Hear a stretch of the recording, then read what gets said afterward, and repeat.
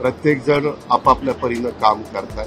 आज भारतीय जनता पक्ष देश पातळीवरचा मोठा पक्ष आहे, राज्याचा मोठा पक्ष आहे। त्यांचे प्रमुख नेते देवेंद्र फडणवीस हे स्वतः नागपूर मधलं प्रतिनिधित्व करतात। गडकरी साहेब नागपूरचं प्रतिनिधित्व दिल्लीमध्ये करतात आणि त्याच्यामुळं त्यांच्याही कार्यकर्त्यांच्या वेगळ्या अपेक्षा आहेत। तशा आमच्याही शिंदे साहेबांच्या शिवसेनेच्या, आमच्या राष्ट्रवादीच्या, आमच्याही कार्यकर्त्यांच्या काही अपेक्षा आहेत की बाबा इथं आम्हाला पण संधी मिळाली पाहिजे। एकत्र बसून समन्वय साधण्याचा प्रयत्न आम्ही करतो।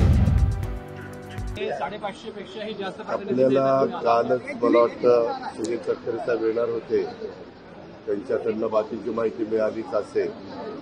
आम्ही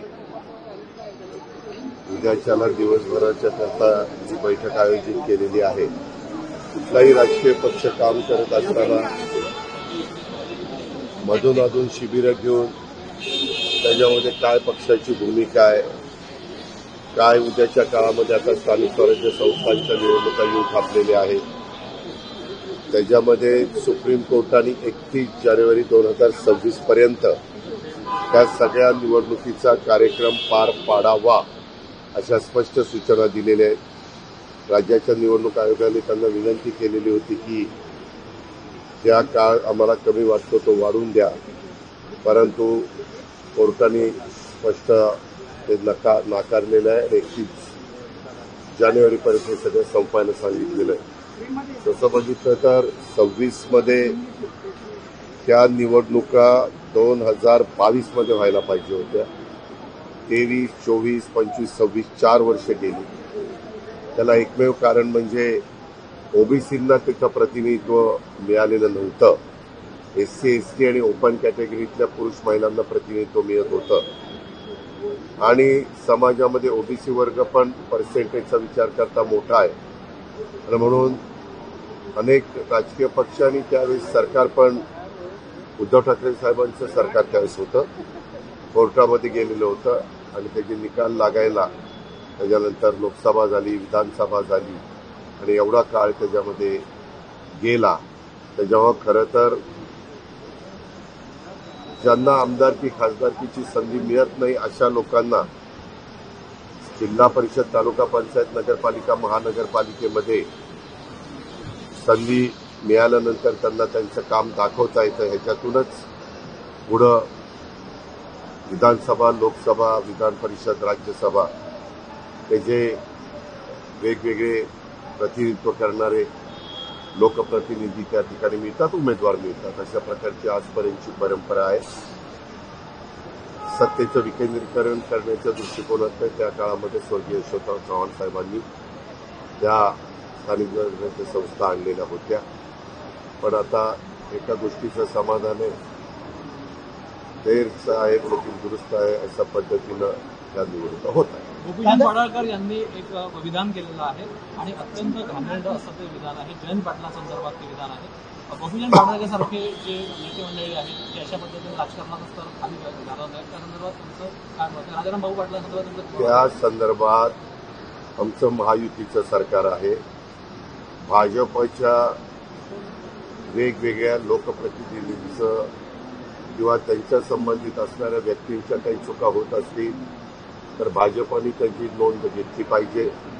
राष्ट्रवादीच्या बद्दल असेल तर आम्ही लोकांनी नोंद घेतली पाहिजे आणि त्याच्यातनं भूमिका स्पष्ट केली पाहिजे आणि शिवसेनेच्या बद्दल काही झालं तर शिंदे साहेबांनी ती भूमिका स्पष्ट केली पाहिजे। याबद्दल मला काहीही माहिती नाहीये, कारण मी आज सकाळपासून वेगवेगळे कार्यक्रम होते आणि आत्ताच तुमच्या पुढे आलो। बऱ्याचदा तुमच्यासारखे पत्रकार मित्र एखादी गोष्टीची पूर्ण माहिती आम्हाला नसताना एकदम अचानक अशा प्रकारचे प्रश्न विचारतात, परंतु मी ह्याच विचाराचा आहे, कोणी कुठल्याही राजकीय पक्षामध्ये असला तरी आपल्या महाराष्ट्राला एक वेगळी परंपरा, एक वेगळी महाराष्ट्राची संस्कृती आहे।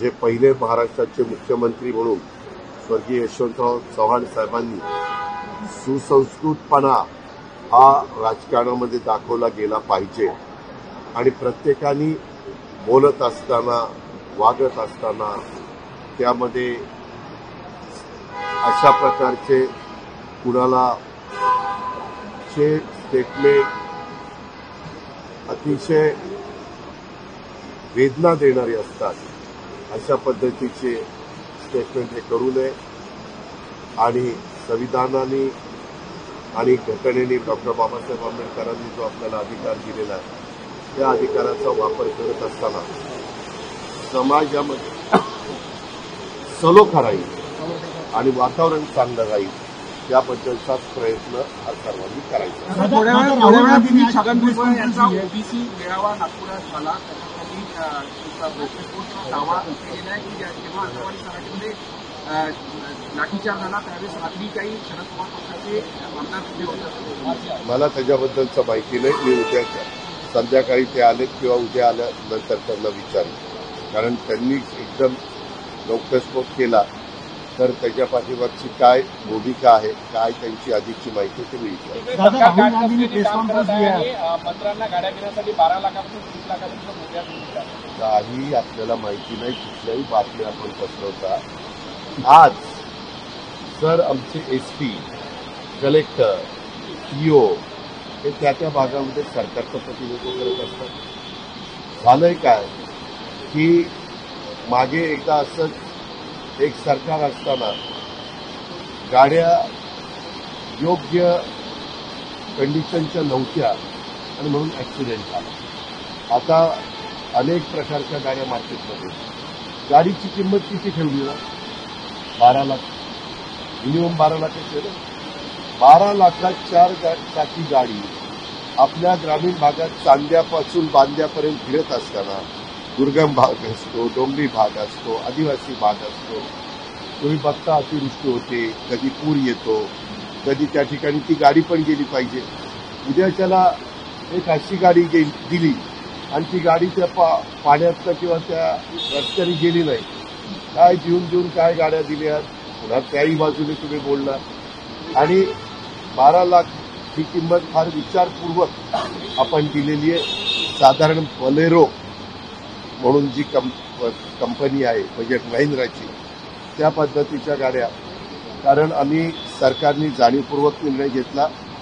महायुतीचं सरकार देवेंद्रजी, एकनाथरावजी, मी आणि आमचे सगळे मंत्रिमंडळ त्या ठिकाणी चालवत असताना विशेषतः रेव्हेन्यू विभाग, महत्वाचा म्हणजे आमचा पोलीस विभाग, रेव्हेन्यू विभाग, जिल्हा परिषद या वेगवेगळ्या ठिकाणी म्हणजे तहसीलदार, प्रांत, बीडीओ, आमचे डीवायएसपी, आमचे पीआय, आमचे ॲडिशनल एसपी, तुमचे सीपी, त्या सगळ्यांना, कलेक्टर, कमिशनर, सेक्रेटरी, या सगळ्यांना तशा पद्धतीनं आपण काही सूत्र ठरवून दिलेलं आहे आणि ते 12 लाखापासून माझ्या माहितीप्रमाणे 30 लाखापर्यंत आहे. वस्तुस्थिती खरी. राहुल गांधी ने प्रेस कॉन्फ्रेंस की है जिसमें मुंबईचा महापौर मुस्लिम मुंबईचे मुंबईचे प्रमुख सत्ता आली तर पुढे मुंबईचा महापौर मुस्लिम असा भाजप अमित साठवणूक. मी आपल्याला एक गोष्ट सांगू इच्छितो की वेगवेगळ्या राजकीय पक्षाच्या नेतृत्वानी किंवा त्यांच्या प्रमुखांनी किंवा त्यांच्या अध्यक्षांनी, त्यांच्या प्रवक्त्यांनी काय भूमिका मांडायची तो त्या पक्षाचा अधिकार आहे ना, का नाही? तर त्यांनी त्यांची भूमिका मांडलेली आहे. राहुल गांधी ने आज प्रेस कॉन्फ्रेंस की, उन्होंने आज ये बताया कि वोट कैसे डिलीट किए जाते हैं. इसके पहले उन्होंने ऐड करने का बताया था, आज डिलीट करने का प्रूफ किया उन्होंने. त्याच्यामध्ये काही अर्थ नहीं है. उसमें कुछ भी वो बोल रहे हैं. मैं आपको बताता हूँ कि जब लोकसभा का चुनाव था तब मेरे ख्याल से महाराष्ट्र में 48 सीट्स थे, उसमें से खाली 17 सीट्स महायुति एनडीए के आए और 31 सीट्स महाविकास आघाड़ी के आए. बराबर है ना? तब वोट का कुछ नहीं हुआ, सब बराबर हुआ. ईवीएम मशीन सब एकदम परफेक्ट थे. हमने भी कुछ वैसा नहीं बताया कि उसमें वोटों का कुछ गलत इस्तेमाल किया है या नाम डाला है या किसी को वहां से हटाया है, ऐसा कुछ नहीं कहा. जब वो हार जाते हैं तो ये नया मुद्दा आगे लाते हैं. जब वो जीत जाते हैं। अभी देखो मेरे ख्याल से कर्नाटक में वो जीते, फिर तेलंगाना में वो जीते, फिर हिमाचल प्रदेश, ऐसे कुछ स्टेट में वो जीते। इवन वेस्ट बंगाल में तीसरी दफा शायद ममता बनर्जी भी जीती। आम पार्टी पिछले 2 दफा दिल्ली में जीती, पंजाब में जीती, अभी हार गई। हारने के बाद ये बोलते हैं कि ये ऐसे ऐसे गड़बड़ हुई, और जीतने के बाद बोलते हैं कि सब ढंग से चल रहा है। गलत है। वो अपोजिशन लीडर है, उन्होंने क्या स्टेटमेंट निकालना चाहिए, बोलना चाहिए, क्या नहीं बोलना चाहिए, वो उनका अधिकार है। लेकिन मुझे नहीं ऐसा लगता, क्योंकि हमने भी देखा है, हमें बहुत बड़ी कीमत पार्लियामेंट के चुनाव में महायुति को, एनडीए को ज्यादा करके चुकानी पड़ी थी। लेकिन उसके बाद हमने 5 महीने या 6 महीने हमें मिले, उसमें से कुछ अच्छे अच्छे योजनाएं हमने लाई। उसमें लाडली बहना भी थी, उसमें 3 HP, 5 HP, 7.5 HP के इलेक्ट्रिक पंप के लिए बिजली की माफी की योजना हमने लाई थी। और जो संविधान बदलने का जो माहौल उन्होंने फेक नैरेटिव सेट किया था, ये अपने महाविकास आघाड़ी के लोगों ने, वो सेंट्रल में चुनाव के वक्त उनका चला, लेकिन स्टेट के चुनाव में वो बोल नहीं सके कि देखो अभी संविधान के बारे में। वो तो पूरा फेक नैरेटिव, हमेशा कुछ ना कुछ फेक नैरेटिव वो डेवलप करते हैं और फिर लोगों को गुमराह करने की कोशिश उनकी चलती है। उसके बारे में जब चुनाव डिक्लेयर हो जाएंगे तब स्टेट के प्रमुख पार्टी के नेता बैठकर डिसीजन लेंगे। जब हम महाविकास आघाड़ी में काम कर रहे थे तब कांग्रेस और राष्ट्रवादी कांग्रेस ने 15 साल एक साथ काम किया, एक साथ चुनाव लड़े, लेकिन तब डिसीजन होता था तो स्टेट के लेवल पे नहीं होता था। तो हम अधिकार वहां के डिस्ट्रिक्ट प्रेसिडेंट को या शहर के जो प्रेसिडेंट रहते हैं, वहां के एक्स एमएलए, सिटिंग एमएलए, जो प्रमुख कार्यकर्ता, एक्स एमपी, सिटिंग एमपी, इनको वो अधिकार देते थे, क्योंकि हर एक डिस्ट्रिक्ट की पॉलिटिकल सिचुएशन अलग अलग रहती है। बम्बई की अलग है, विदर्भ की अलग है, कोंकण, मराठवाड़ा, विदर्भ की अलग है, वेस्टर्न महाराष्ट्र की अलग है। तो उसके बारे में आज तो हमारा यही कहना है कि महायुति सभी जगह रूलिंग पार्टी के हिसाब से आना चाहिए, लेकिन चुनाव डिक्लेयर होने के बाद ही उसके बारे में पता चलेगा, क्योंकि 9 साल के बाद ये चुनाव हो रहे हैं, यानी 26 को होंगे ना, तो करीबन 9 साल, 17 और 27।